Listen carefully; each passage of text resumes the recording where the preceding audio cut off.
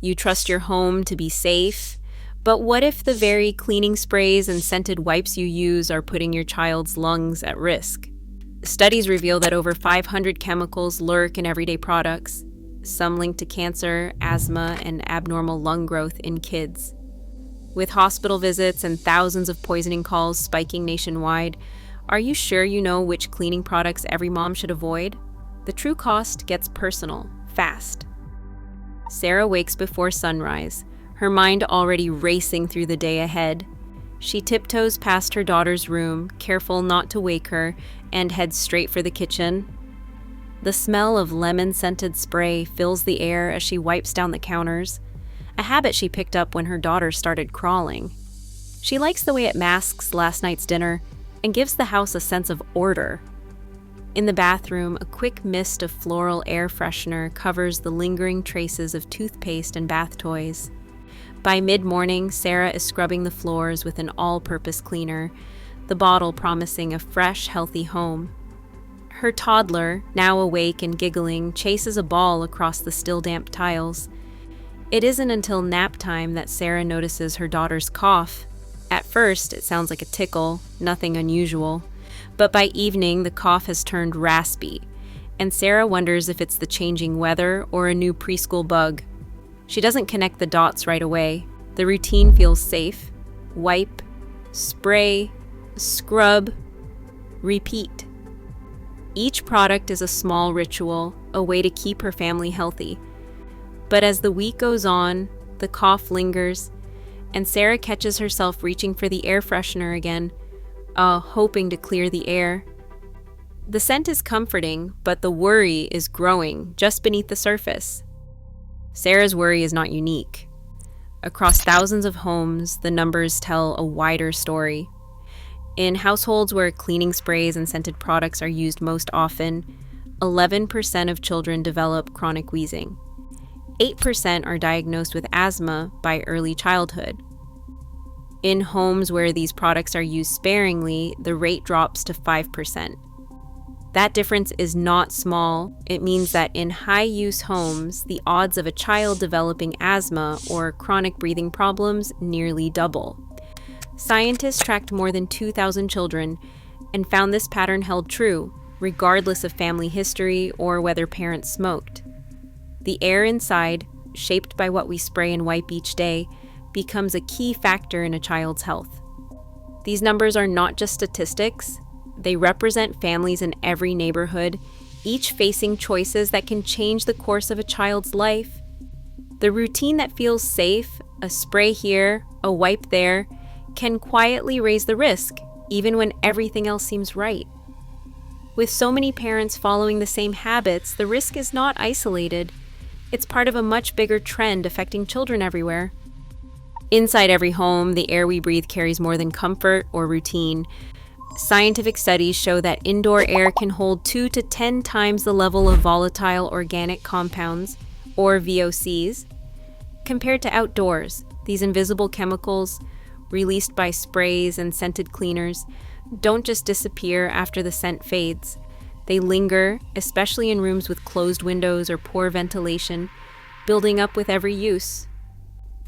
For infants and toddlers whose lungs are still developing, this exposure is especially dangerous. Their airways sit closer to the floor where VOC concentrations are highest, and their bodies absorb more per breath. When these chemicals enter a child's lungs, they don't simply cause a cough or irritation. They trigger a biological chain reaction. The delicate lining of the airways, still forming in early childhood, gets damaged. Cells meant to protect and clear the lungs lose their structure. Over time, the body tries to heal, but the repairs are imperfect. Scar tissue replaces healthy cells, and the airways grow thicker and less flexible, a process known as airway remodeling.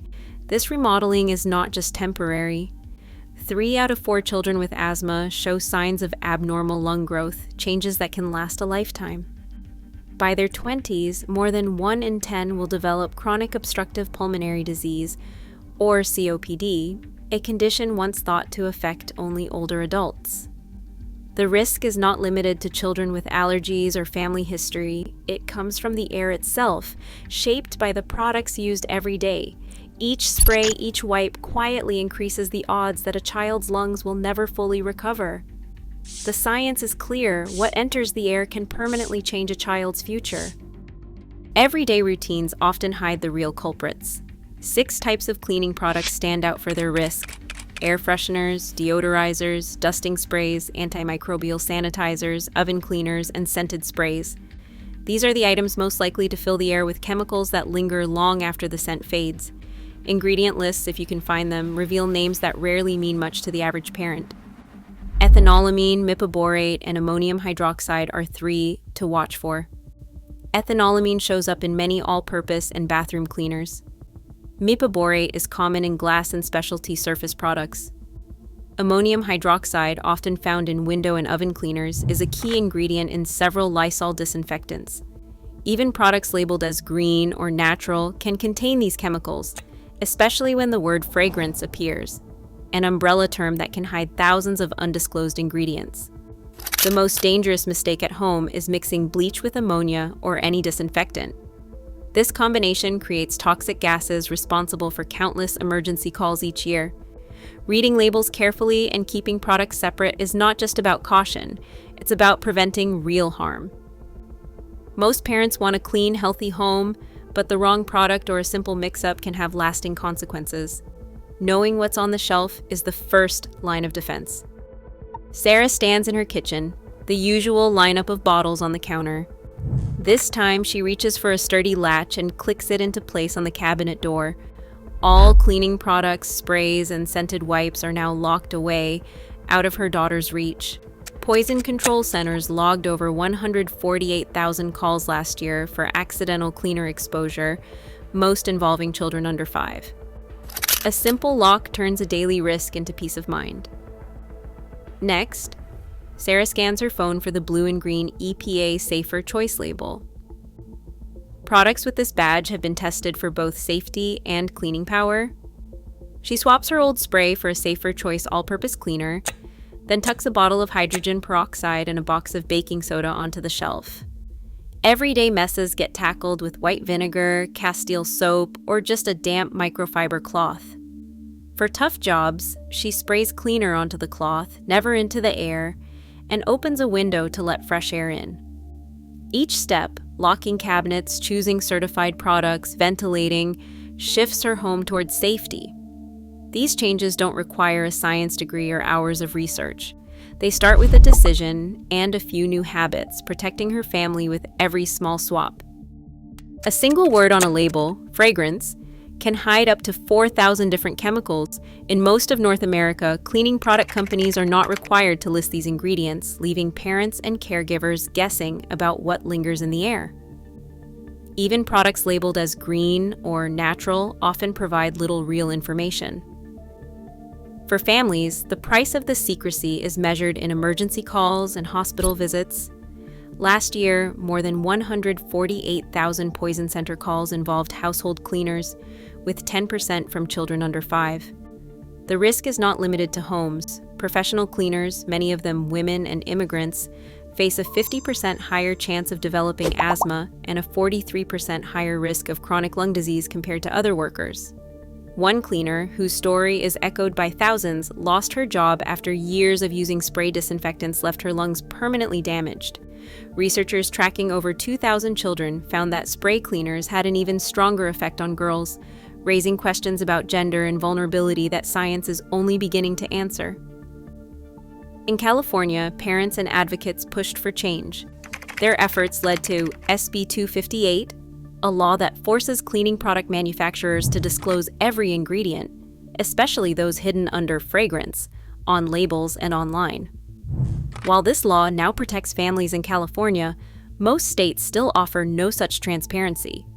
The path forward is clear: demand full ingredient disclosure, support stronger regulations, and make safety the standard, not the exception. Every parent, every cleaner, every child deserves to know what's in the air they breathe. In 2023 alone, Over 148,000 poisoning calls were made due to household cleaning products, with 10.1% of child poisonings affecting children under 5, according to PubMed. This documentary has revealed that everyday cleaning sprays, air fresheners, and deodorizers can release hundreds of hazardous chemicals, some linked directly to asthma, abnormal lung growth, and even chronic diseases in children. Ingredient lists remain incomplete, with the term fragrance legally hiding up to 4,000 substances, and most green labels remain unregulated. While California's SB 258 has set a precedent for ingredient disclosure, much of North America still lacks transparency, and the full long-term impact of low-level exposures is not yet fully understood. What is clear, the risks are real, but safer choices exist. Simple steps, like switching to EPA Safer Choice products, using vinegar or baking soda, and locking away toxic cleaners can sharply reduce harm. The evidence leaves no doubt protecting children's lungs starts with what we bring into our homes.